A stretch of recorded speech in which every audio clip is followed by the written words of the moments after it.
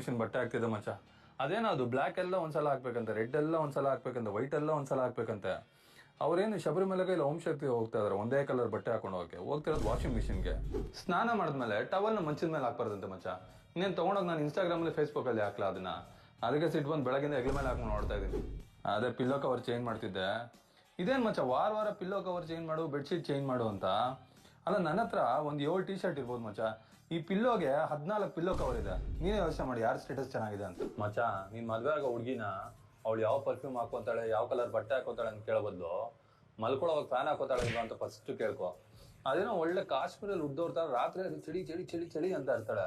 ಅವ್ರ ಮನೆ ಇದ್ದಿದ್ದು ಕನಕಪುರದ ಹತ್ರ ಮಚ್ಚ. ಅಲ್ಲೆಲ್ಲ ಹುಡುಗರು ಪಾಪ ಬನೀನ್ ಹಾಕೊಂಡು ಓಡ್ತಾ ಇರ್ತಾರೆ ರಾತ್ರಿ ಎಲ್ಲ ಸೆಕೆ ಅಂತ. ಯಾವ್ದು ಇದು ಅರ್ಥನೇ ಆಗ್ತಲ್ಲ. ಆಫೀಸ್ಗೆ ರೆಡಿ ಆಗ್ತಿದ್ದ ಮಚ್ಚ.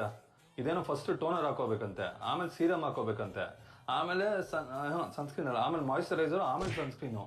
ಇದೆಲ್ಲ ಹಾಕೊಂಡು ಹೋಗೋದ್ರಲ್ಲಿ ನಾನು ಮೊನ್ನೆ ID ಕಾರ್ಡ್ ಹಾಕೊಳ್ಳೋದೇ ಮರ್ತೋಗ್ಬಿಟ್ಟಿದ್ದೀನಿ ಆಫೀಸ್ಗೆ. ಎಲ್ಲಿ ಬಂದು ಲ್ಯಾಂಡ್ ಆಗಿದ್ದೀನಿ ಅಂತ ಗೊತ್ತಾಗ್ತಾ ಇಲ್ಲ.